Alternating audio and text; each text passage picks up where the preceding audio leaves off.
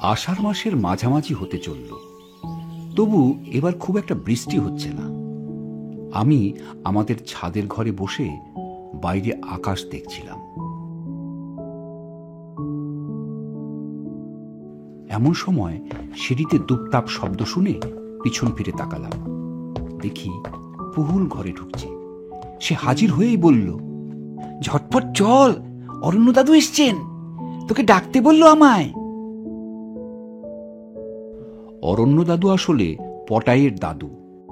পেশায় ছিলেন একজন ফরেস্ট রেঞ্জার। দীর্ঘ চাকুরি জীবনে ঘুরেছেন অনেক জায়গায়।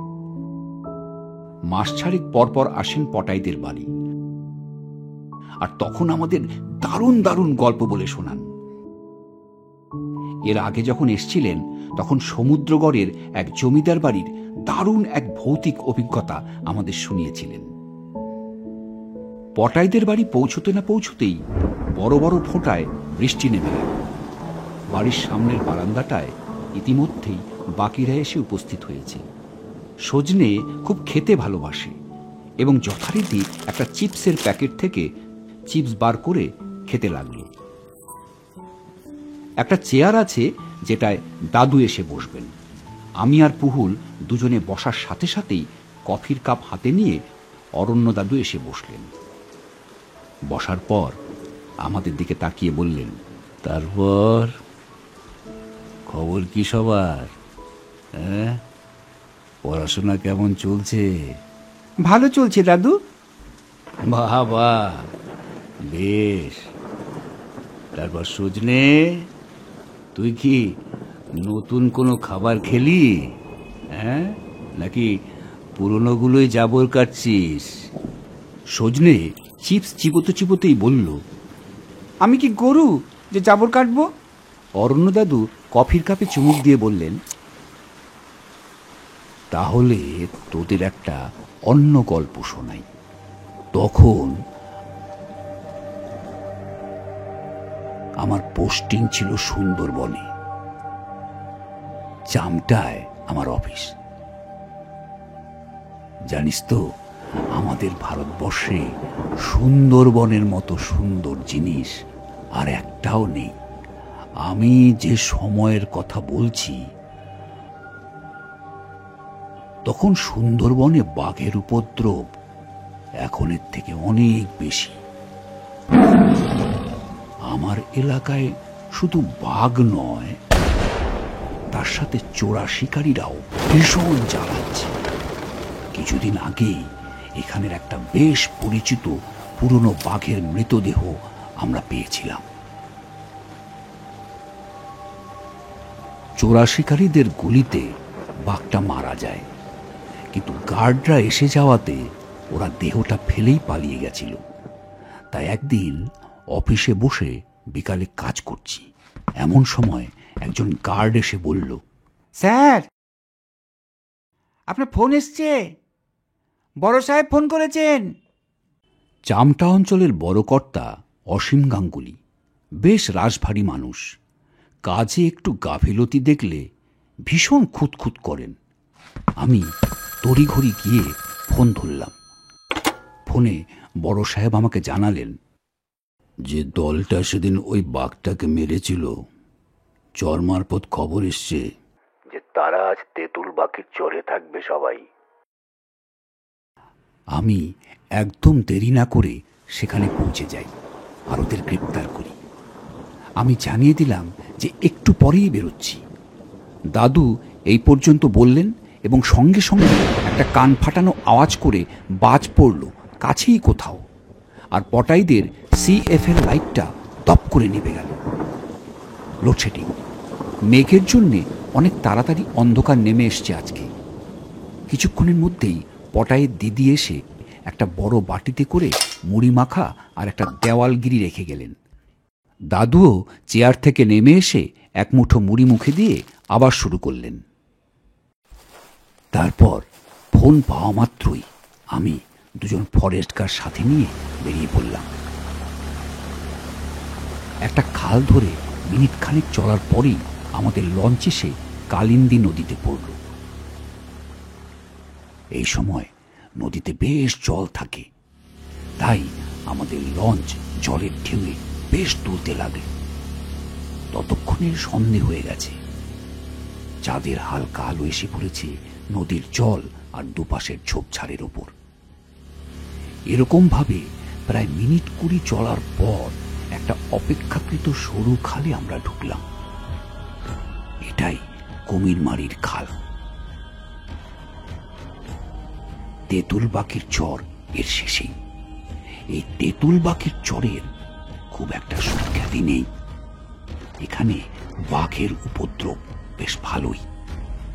দিনের বেলা এদিক দিয়ে যাওয়ার সময় প্রায়ই দেখা যায় কোনো না কোনো দ্বীপে পথ করে উঠছে এই বাদা অঞ্চলের সব থেকে ভয়ানক নিশান। একটা লাঠির ডগায় আটকানো একটা ছেঁড়া গেঞ্জি বা জামার টুকরো। আমি জিজ্ঞেস করলাম, দাদু, এই চিহ্নটা কেন সব থেকে ভয়ানক? আসলে কি জানিস তো, ওখানের মানুষদের জীবন খুব একটা সহজ নয়।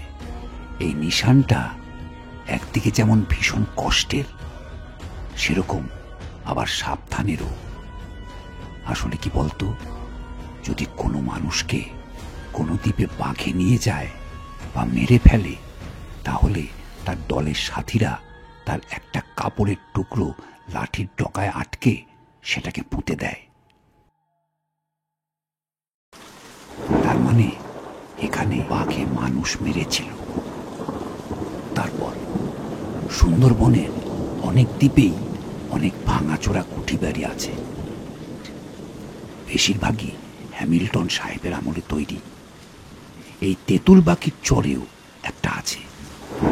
চোরা শিকারীদের সেইখানেই পাওয়া যেতে পারে এই আশায় আমরা সেটার দিকেই এগোলাম। চারিপাশে বুনো হেতাল, গরানের ঝোপ। সন্ধ্যের অন্ধকারে একটা প্রাচীন জন্তুর মতো দাঁড়িয়ে আছে বাড়িটা। দরজা টরজার কোনো বালাই নেই। আমরা খুব সাবধানে যথাসম্ভব শব্দ না করে ভেতরে ঢুকলাম, কিন্তু বাড়িটা পুরো ফাঁকা। চোরা শিকারি কেন, কয়েকটা ইঁদুর, চামচিকে ছাড়া আর কিছু নেই। আমরা এটা দেখে বেশ একটু দমে গেলাম। তাহলে কি আমরা যে আসবো এটা ওরা আগে থেকে জেনে গেল? যাকগে, এতটা এসেছি যখন, অপেক্ষা করেই যাই।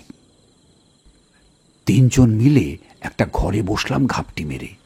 আমার সঙ্গে যে 2 জন গার্ড ছিল, তাদের একজনের নাম বিকাশ প্রামাণিক, আরেকজনের নাম ইসমাইল। বিকাশ আগে ছিল বাউলে, তার একমাত্র ছেলেকে বাঘে নিয়ে যায়। তারপর সে ফরেস্টের চাকরিতে যোগ দেয়। ইসমাইল আমাদের লঞ্চের ড্রাইভার। সন্ধে গভীর হতেই জঙ্গলের চেহারা পাল্টে গেল।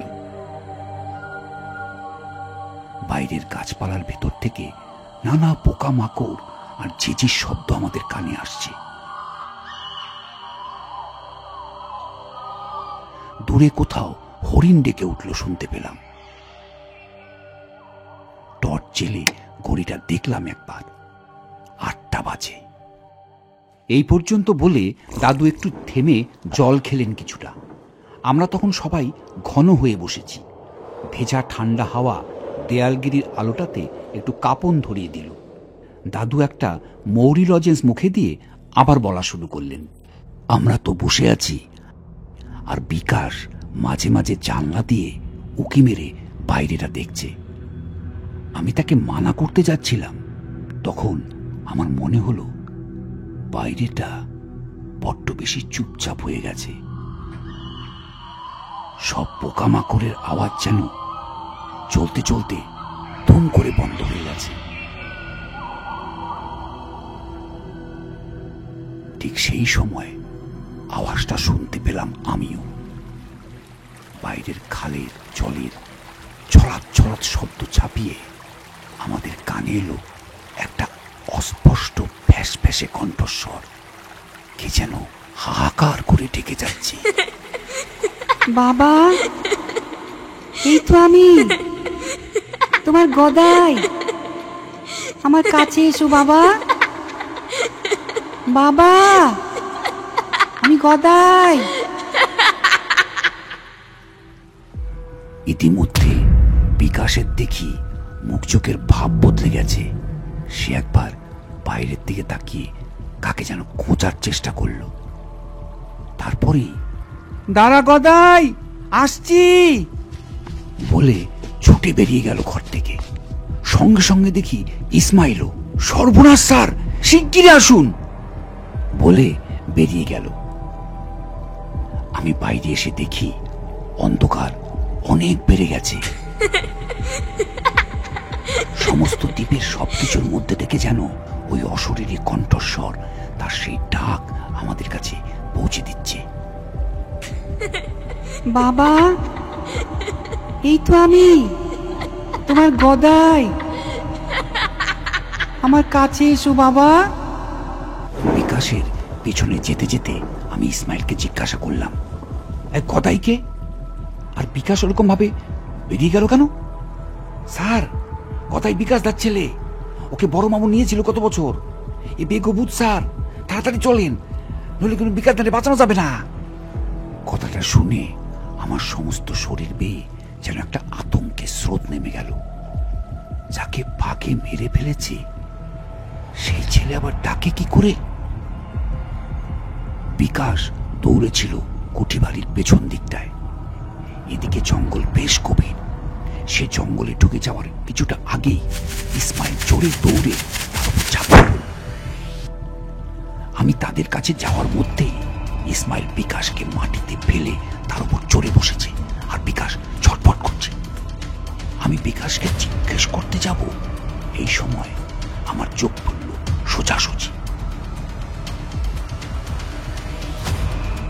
আমরা যে জায়গাটায় দাঁড়িয়েছিলাম সেখান থেকেই একটু দূরেই গভীর জঙ্গলের শুরু। জায়গাটায় অনেক ঝোপঝাড় আর পুরো হাকুচ অন্ধকার। সেদিকে চোখ পড়তেই আমার সমস্ত শরীর যেন আতঙ্কে হিম হয়ে গেল। ওই অন্ধকারের মধ্যেও স্পষ্ট দেখলাম একটা সুন্দরী গাছের নিচে যেন অন্ধকার জমাট বেঁধে আছে। ঘন মিষ্কালো অন্ধকার দিয়ে তৈরি একটা আদিম ক্রূর অপার্থিব ছায়ামূর্তি আমাদেরকে দেখছে। আমাদের আশেপাশের সেই ডাক কিন্তু তখনও অবিরাম ভেসে বেড়াচ্ছে বাতাসে।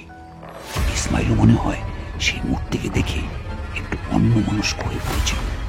সেই সুযোগে বিকাশ তাকে এক খুশিতে চিটকে ফেলে দিয়ে উঠে দাঁড়াল। আমি তখন নড়তেই পারছি না। পা দুটোকে অসম্ভব ভারী মনে হচ্ছে, যেন এ আমার নিজের পা নয়। আমার ইচ্ছেতে এ কিছুতেই নড়বে না। বিকাশের আর হাতখানেক মতো বাকি মূর্তিটার কাছে পৌঁছতে। এমন সময় বাঘের পুরো দ্বীপটা কেঁপে উঠল। আর মুহূর্তের মধ্যে ওই মূর্তিটার পাশ থেকে একটা প্রকাণ্ড বিকাশের ঘাড়ে ফেলল। আবার পলক ফেলার আগে তাকে নিয়ে উদাও হয়ে গেল। আর আমারও চোখের সামনে সব ঝাপসা হয়ে এলো। আমরা সবাই তখন এ ওর গায়ে ঘেঁষে বসেছিল। দাদু থেমে যেতেই সবাই বলে উঠলাম, তারপর তারপর তারপর তারপর জ্ঞান ফিরলে দেখি ইসমাইল খাল থেকে জল এনে আমার মুখে চোখে জল দিচ্ছে। ওর হাত ধরে উঠে বসলাম। মাথাটা ঝিমঝিম করছিল। মূর্তিটা যেখানে ছিল সেখানে তাকিয়ে দেখি কিচ্ছু নেই, ফাঁকা। আর ঝিঝিও পোকামাকড়ের ডাক আবার শোনা যাচ্ছে। আমরা বিকাশের দেহটা অনেক খুঁজলাম, কিন্তু পেলাম না কিছু আর। তারপর তারপর ফিরে এলাম। পটায় জিজ্ঞেস করল, দাদু, বাঘটা ওখানে ছিল, তোমরা টের পাওনি? তোদের বলেছিলাম তো কিছুদিন আগে আমার এলাকায় একটা বাঘের মৃতদেহ পাওয়া গেছিল? হ্যাঁ হ্যাঁ, বললে তো। সেই বাঘটার মৃতদেহ আমি দেখেছিলাম। বাঘটার লেজ ছিল না, হয়তো কোনো লড়াইতে বা চোরা শিকারীরাই হয়তো কেটে নিয়ে গিয়েছিল। যে বাঘটা বিকাশকে সেদিন তুলে নিয়ে গেল, সেই বাঘটারও লেজ ছিল না। দাদুর কথা শেষ হতে না হতেই আবার জোরে বিদ্যুৎ চমকে উঠল, আর কোথা থেকে জানি থমকা একটা হাওয়া এসে নিভিয়ে দিয়ে গেল দেয়ালগিরিটা।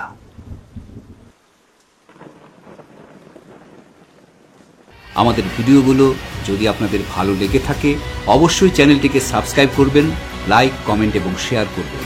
আর হ্যাঁ, পাশে থাকা বেল বাটনটিকে প্রেস করতেও ভুলবেন না। তাহলে আমরা আপনাদের জন্য নিয়ে আসা ভিডিওগুলোকে সঠিক সময়ে আপনাদের কাছে পৌঁছে দিতে পারব।